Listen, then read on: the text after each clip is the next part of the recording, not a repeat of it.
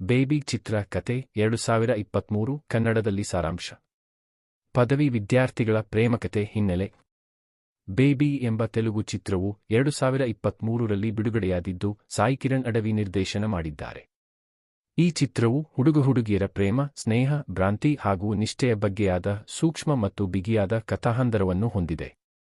ಕಥೆಯ ಸಾರಾಂಶ.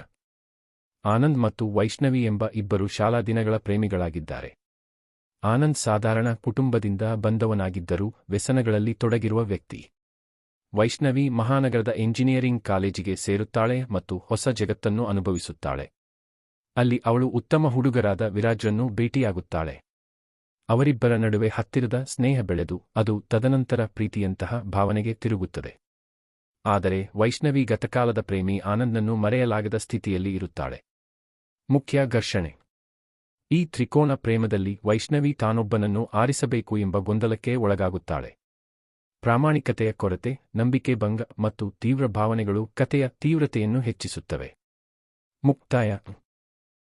ಚಿತ್ರದ ಕೊನೆ ಭಾಗದಲ್ಲಿ ಭಾವನಾತ್ಮಕ ತಿರುವುಗಳು, ನಿರ್ಧಾರಗಳ ಪರಿಣಾಮ ಮತ್ತು ಸಂಬಂಧಗಳ ನಿಜವಾದ ಅರ್ಥವನ್ನು ಸ್ಪಷ್ಟಪಡಿಸಲಾಗುತ್ತದೆ. ಪ್ರೇಮ ಎಂಬುದು ಮಾತ್ರ ಭಾವನೆ ಅಲ್ಲ, ನಂಬಿಕೆ ಮತ್ತು ನಿಷ್ಠೆಯ ಮೇಲಿರುವ ಸಂಬಂಧ ಎಂದು ಚಿತ್ರ ಹೇಳುತ್ತದೆ.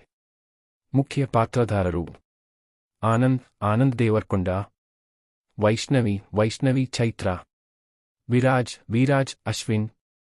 ಈ ಚಿತ್ರವು ಯುವಜನತೆಯ ಭಾವನೆಗಳನ್ನು ಸೂಕ್ಷ್ಮವಾಗಿ ತೋರಿಸುತ್ತಿದೆ ಮತ್ತು ಪ್ರೇಮ, ಸಂಬಂಧ, ಬದ್ಧತೆ ಬಗ್ಗೆ ಅರ್ಥಪೂರ್ಣ ಸಂದೇಶ ನೀಡುತ್ತದೆ.